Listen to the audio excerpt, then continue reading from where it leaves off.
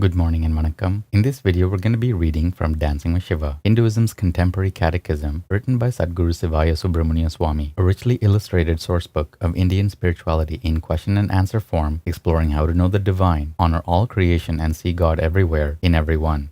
Today's lesson is lesson 20, and we'll begin by reading the caption to the facing image. One of Shiva's forms is Nilakanta, blue-throated lord. When devas and demons churned the ocean of milk, a poison arose and death was everywhere. To save mankind, Shiva gathered the poison and drank it, which turned his throat blue. Lesson 20. What are God Shiva's traditional forms? Shloka 20. Our adoration of the one great God Shiva is directed toward diverse images and icons. Primary among them are Sivalinga, Nataraja, Ardhanarishvara, Dakshinamurti, Hari-Hara, Bhairava, and the trishula. Aum Namah Sivaya. Bhashya. Every form is a form of Shiva. Tradition has given us several of special sacredness. The Sivalinga was the first image of divinity. After it, all other icons evolved from mystic visions. We contemplate God Shiva as Parashiva when we worship the Sivalinga. Its simple elliptical shape speaks silently of God's unspeakable absolute being. We exalt Shiva as Parashakti or Satchidananda, God's living omnipresence, when we worship any form of his never-separate Shakti, especially Ardhanarishvara, whose right half is masculine and left half is feminine, and in whom all opposites are reconciled. We adore him as Parameshvara, the primal soul, when we worship Nataraja, the divine dancer who animates the universe. Thus we worship Shiva's three perfections in three forms, yet knowing that he is the one being fully present in each of them. He is also Dakshinamurti, the silent teacher, Hari-Hara, half Shiva, half Vishnu, and Bhairava, the fierce wielder of trishula, the trident of love, wisdom, and action. The Tirumandaram declares, everywhere is the holy form, everywhere is Shiva Shakti, everywhere is Chidambaram, everywhere is divine dance. Aum Namah Sivaya. Good morning and vanakkam. In this video, we're going to be reading from Living with Shiva, Hinduism's contemporary culture, written by Sadguru Sivaya Subramania Swami. 365 daily lessons based on ancient Vedic laws, disclosing how to approach family, money, relationships, technology, food, worship, yoga, and karma to live a truly spiritual life.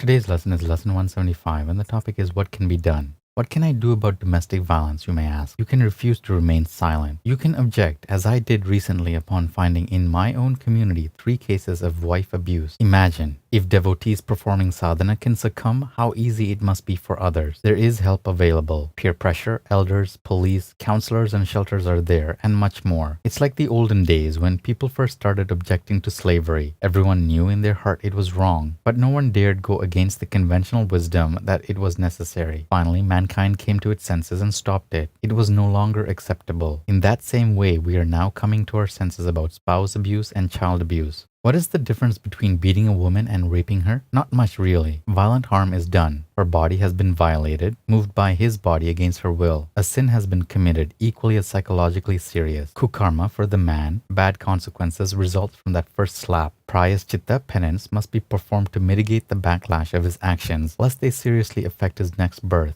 The first push, bruised wrist, pinch without mercy, slap, or bleeding lip tells her nerve system that this is no place for me to be. Her fear takes over, and the process of breaking up the family nest begins. His future is jeopardized as she instinctively withdraws her Shakti. Perhaps he struck her to show that he's the boss and that she cannot control him. But in fact, he hereby appointed her as another boss that may well torment his consciousness the rest of his life and bring to him sorrows to equal her own now or in his next birth. Of course, it is the birth dharma of Hindu elders to rule society with a firm hand and demand of their younger male generation that they never defile themselves by giving that first slap. When a domestic situation is brought before me that involves violence, my immediate response is to advise the wife to run for safety. Unless counseling, if ever accepted, brings about an actual change in the offender, and there are actual apologies, remorse, and genuine efforts to mend ways and transform that are acceptable to relatives and the congregation at large, I know it is my responsibility to step in and advise separation. Yes, this may lead to divorce unless, of course, a deeply sincere correction has taken place and a new marriage covenant has been written by the couple. Continued physical violence is the singular justification for divorce in modern Hindu culture, a regrettable exception to the lifelong covenant of marriage. This is comparable to an abortion performed to save the life of the mother, which is dharmically permissible because it is an even worse kukarma for a child to kill his mother. All concerned will accept the wisdom of these exceptions, both of which save the life of the mother. Sutra 175 of the Nandinada Sutras, migrating for spiritual security. In the event of famine, invasion, tyranny, or extreme conditions threatening wealth or life, my devotees may migrate to a place free of harassment, where their spiritual life can continue unhindered. Aum Namah Sivaya. Good morning and vanakkam. In this video, we'll be reading from Merging with Shiva, Hinduism's contemporary metaphysics, written by Sadguru Sivaya Subramania Swami. 365 enlightenment lessons from a mystical master, revealing the depths of Raja Yoga, the clear white light, the states of mind, and the ultimate spiritual destiny of every seeker.